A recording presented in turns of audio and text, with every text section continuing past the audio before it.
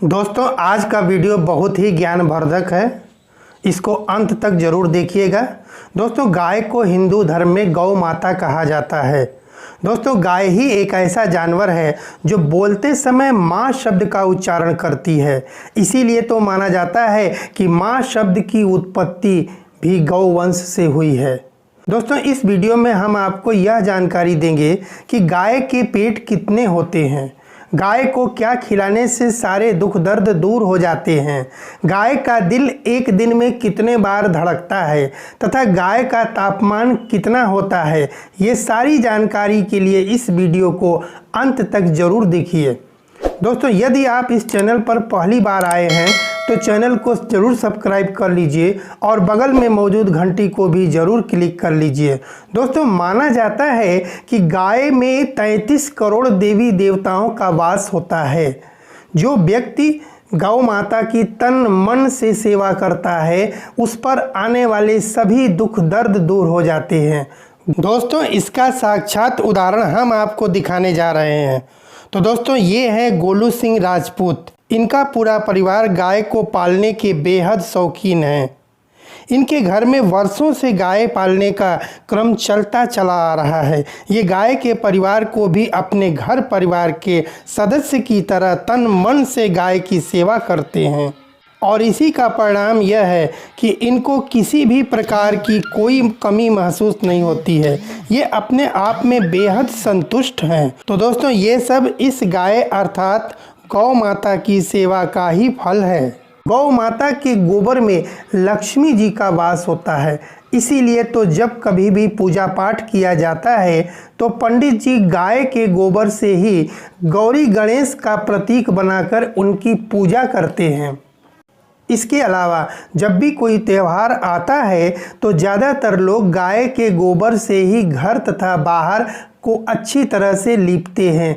तो यह माना जाता है कि गोबर के लीपने से घर शुद्ध हो जाता है। यहाँ तक कि जब शादी समारोह में घर में माड़ो सजाया जाता है तो माड़ो वाला जो क्षेत्र होता है, यानी कि जो जगह माड़ो में बनाई जाती है, उस जगह को भी गाय के गोबर से लीप कर उसको शुद्ध किया जाता है।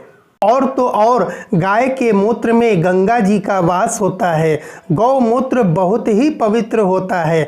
गाय का मूत्र आयुर्वेद में औषधि के रूप में इस्तेमाल की जाती है। इसके इस्तेमाल से बहुत सारे असाध्य बीमारी भी दूर हो जाती है, जिसकी जानकारी हम आपको देंगे। दोस्तों गाय का दूध बहुत ही पौष्टिक होता है। गाय के दूध से दिल और दिमाग दोनों ही स्वस्थ रहते हैं। दोस्तों हमारे देश में गाय की 30 से अधिक नस्लें पाई जाती हैं।